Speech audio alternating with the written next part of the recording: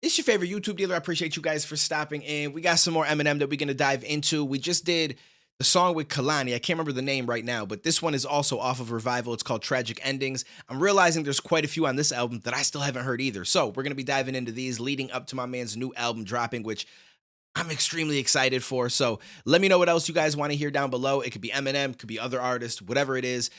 You guys are new here, subscribe, smash that like button, notification gang. If you guys want to know when I drop new videos, we do like 3+ every single day. We jump around between different artists, different genres, stuff like that. But the main genre is always going to be rap because I rap myself. New songs have been out. I Got a Problem, Overthinking. If you guys ever been through some shit, I promise you, you're going to relate to it. Those are both on my main channel. Probably find a link down below. And we also go live on Twitch like 5 days a week. Friday and Saturdays are music reactions, so it's more in tune with what we're doing right now. If you guys want to be here for these live, where we have a conversation about it, talk to chat, so on and so forth. We also talk about some madness. 8 p.m. Eastern, Friday and Saturdays is when we do that. And then throughout the week, I do some gaming. So if you play Multiversus or anything, I will cook you. I promise you I will cook you. And then, speaking of that, we also cook sometimes on stream, which I will be making some products from some of your favorite restaurants. I'm going to try to remake them from whether it's Taco Bell, fast food type shit, Chili's, Red Robin, Outback. I'm going to try to remake certain things. So stop in. But let's dive into this. Eminem, Tragic Endings. Let's see what this man's up to. I'm stumbling, I can't see straight, and it's my fault. I got this way. I got my hands on something great and found a way to mess it up. I did my best, I tried to change, but it's just in my DNA. I got my hands on something great and found a way to fuck it up again. Now I'm the one. I can relate with that. Got my hands on something great, found a way to F it up again. Story of my life. And found a way to fuck it up again. Now I'm the one thing you couldn't hate more, but you're the one thing that I would die for. All my life I was told I was never nothing special. I don't need to be reminded of it every other second, especially when all my self-esteem's already shot to hell. I'm falling helplessly, I'm embarrassed. I don't want no one else to see, cause I feel like I'm a piece of shit every time she yells at me. Selfishly addicted, definitely doesn't help that she makes me feel like I've died and gone to heaven, but makes life a living hell for me. She does that thing with her lip, now she's melting me. I'm putty in her palms, I'm wrapped around her finger. A yo-yo on a string, she lets me sit there and just hang on until something better comes along and she'll just drop me like a hot potato. I look like I'm in pain, but I'm okay though, cause I know she loves me. My friends, what do they know? It's like I'm drowning in sea. Okay, first of all, I love this hook. Who is this on this hook? Skylar Gray. I was like, I knew that voice.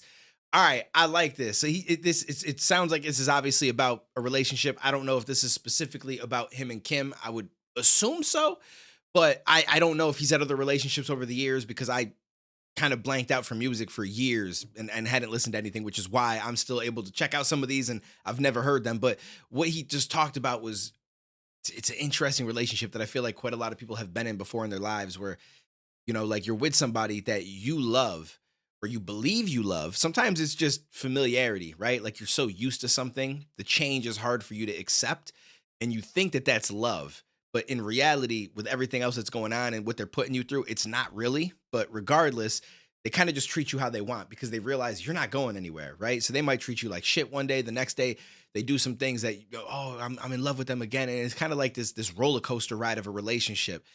And I like how at the end, he makes a comment about like, I'm okay though, because she really does love me. My friends are wrong. Like your friends trying to tell you like, bro, you got to watch out. Or it could be a girl as well. It's not just guys that go through this. Obviously, guys and women both go through this. It just depends on the person you're in the relationship with. But like your friends try to tell you that something's off or something, the way they're treating you is not okay. Like it shouldn't be this way. But you're so deep in that relationship that it's hard for you to find the effort or not the effort, but the ability to just step away and change that. Around her finger, a yo-yo on a string, she lets me sit there and just hang on until something better comes along and she'll just drop me like a hot potato. And that too, like just kind of let me dangle until something better comes along. And there's people that will do that, right? Like you're in this relationship and it's toxic, and for whatever reason you can't step away from it. And it's almost like they realize it, whether it's on purpose or they just subconsciously feel like they could treat you how you want because they're comfortable with you being there and you're not going to go anywhere. But as soon as something better comes along, they just dip on you because in reality, there's not really any feelings there. And it's like, I don't know if you'd say like a narcissist, like there's a bunch of different personality disorders that probably fit certain things like this, but it's people that almost use others as a pawn, right? And their love for you might only come from what you can do for them in that moment, right? And if somebody comes along that they feel could do something more for them, they're gonna end up going with that person. I look like I'm in pain, but I'm okay though, cause I know she loves me. My friends, what do they know? It's like I'm drowning at sea, hoping that you'll reach for me. I know you're there, but I can't see, cause I'm so drunk of tragic endings. I'm dying to breathe, and all you do is strangle me. Such a beautiful relief, cause I'm so drunk of tragic endings. Drunk of tragic endings. In my moments of weakness, I openly admit the shit I wouldn't normally. I'm extremely self-conscious and enormously insecure, and she uses it to torture when she torments me. It only turns to ammunition for her. In this war, when she gets going, she don't stop. When I'm up, she's like a downer. When I found her, it was love at first encounter, but somehow she must have took the carton of eggs off the counter, cracked them and placed all the shells on the ground for me to walk on when I'm around her. But there's just something about her that makes me not able to function without her. How can I get out of it when I don't know how to? I'm a doubter, I'm a pessimist, make a believer out of me and show me the way now. I'll stay the fuck out of my cloud of rain, cause I'm going straight down the drain, I'm drowning. It's like I'm drowning at sea, hoping that you'll reach for me. I know you're there, but I can't see, cause I'm so drunk of tragic endings. I'm dying to breathe, and all you do is strangle me.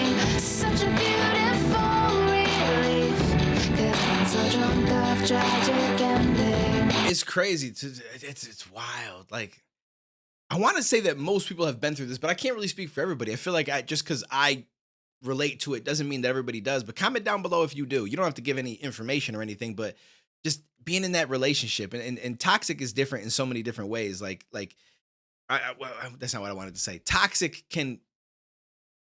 It can be toxic in so many different ways is what I'm trying to say, right? Like it's not always like one way could be someone actually physically abusing you, verbally abusing you. Like it could be mind games. It could be just kind of stringing you along because they're getting something. Like there's a lot of different ways that you could be in a toxic relationship, but I found myself in quite a few before because like when I attach to somebody, like I attach to somebody. I'm not like over the top trying to like be around you all the time. And like that's not really my way of doing things. But like when I build feelings for somebody, like I have feelings for you, right? It doesn't mean I need to be up your ass. That's not at all how it works for me. But at the same time, I have a very hard time of letting somebody go and being like, they're not going to be in my life anymore. Like it's very hard for me to do that, even if I feel like they're treating me poorly, because if we've had some good times, it's so easy to think of those times and be like, yo, but we did this and that together. And that's really where you start to get yourself in this entangled situation where you're thinking about only the good. And it's the same as like when you break up with somebody, right? Or they break up with you and you're like, oh, I miss them so much. And so you keep trying to reach out and trying to rekindle that and try to fix things and say, oh, I could be better for you and so on and so forth. When in reality, they're the ones that need to be better for you, but you don't want to let them go. And you're scared to lose them. So you try to take the blame and everything when in reality, you're not the one to blame. And if you really think about all the toxic shit that they've done, you should be happy that they're gone and that you can move on. But instead of thinking about the toxic shit, which it's kind of backwards, right? Like when we think about, say, the news and media, negativity sells like crazy, right? Like we're drawn to negativity.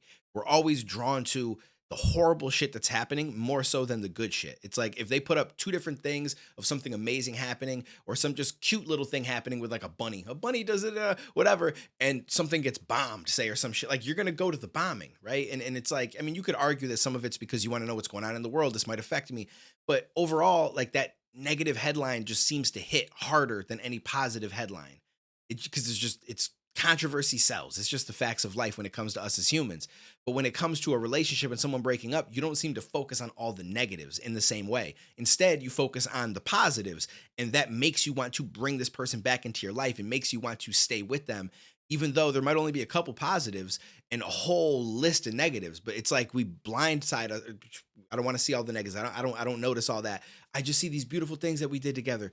You know what I'm does that make sense what I'm trying to say? Like, it's just very odd how it's very flipped. Like, we tend to be drawn to the negativity until it has to do with a relationship, and then we almost, like, blank out the negativity and just think about the few good things this person had as qualities, and we let that drive us to try to keep them in our lives when in reality, it was just more bad than good. Drunk of tragic endings.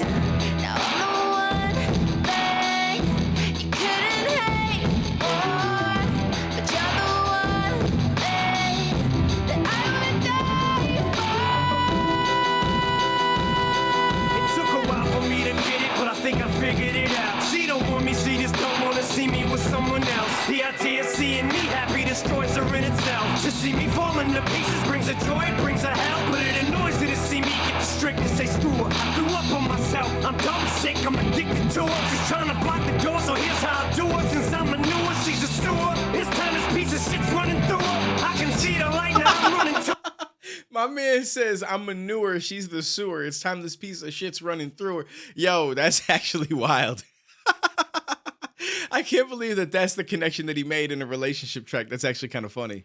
she's a sewer. It's time this piece of shit's running through her. I can see the light, now I'm running to it. What the fuck should I knew it? Who would think she'd actually had a ball to do it? As soon as I hopped in it, she cast the car with lighter fluid. She's standing there with a rag, about to put the lighter to it. Lit the fucking thing on fire, then she threw it. It's like I'm drowning at sea, hoping that you'll reach for me. Hit it, Skylar. I can't see, 'cause I'm so drunk of tragic endings. I'm dying to breathe, and all you do is strangle me.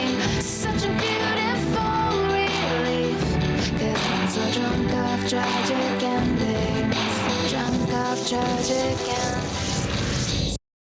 Yo, that was an amazing track. That was an amazing track. Whew, wow. Okay. Yo, M has some heat. I might have to revisit Revival again because I've said that the middle albums were like my least favorite of all of his, and that I really liked his first 3 albums, not counting Infinite. Infinite was cool, but I consider that more like an underground album. As far as his studio albums, his first 3, Slim Shady, was it Marshall Mathers LP, and what was the other one? I think Marshall Mathers LP was the third one. What was the Eminem Show? I think, right? Those 3. I think those 3. And then I really liked Kamikaze, Music to be Murdered by. And I'm positive I'm going to like this new one just based off of Houdini. And I'm like, yo, those are my favorites. The middle ones, I'm back and forth on. But Revival might actually have some heat. Yeah, I might have been sleeping on this one. So we'll have to go back and listen to some more of them again and see what else I've missed. But also some of the ones that I've checked out. I might have to just listen on my own time just to get another feel for the entire album. But let me know what you guys thought about this down below. I've thankfully never had a relationship where I feel like the person just kind of strung me along because they didn't want to see me with somebody else. I've been in toxic relationships, unfortunately. Nothing that's thankfully been physical or anything like that. Not even really verbal. Just more so like being with somebody who's not putting the relationship in the forefront. You know what I'm saying? And kind of doing things that they know they probably shouldn't be doing. And, you know, I've not been in many like that. But I can't say that I haven't been in a couple throughout my entire life. And it just is what it is. Like some people are on different pages. You know, one of the situations, the person ended up being a drug addict, didn't even realize it. I was somehow blind to the fact, but they didn't seem like on the surface what you would expect a drug addict to be. And being I've never done a lot of these hard drugs, I don't know personally what it's like. And I don't hang around with people that are on these drugs. So I don't always know. And she would sneak it like after we would go out drinking or something. And so I would just think, oh, she's just really drunk, not really paying attention to the other signs that were probably there that I just am not aware of. So there's like little shit like that at times. But I'm sure that there's been some people out there that have been with someone who literally they treat you like shit, and they probably go off and cheat and try to hide it and everything. But then they string you along because they don't want to see you with someone else, which is a weird situation to be in. So anyways, I'm dope. I'm live, twitch.tv/DwayneTV. 5 days a week. Stop in. Appreciate you. All right. Catch you in the next one.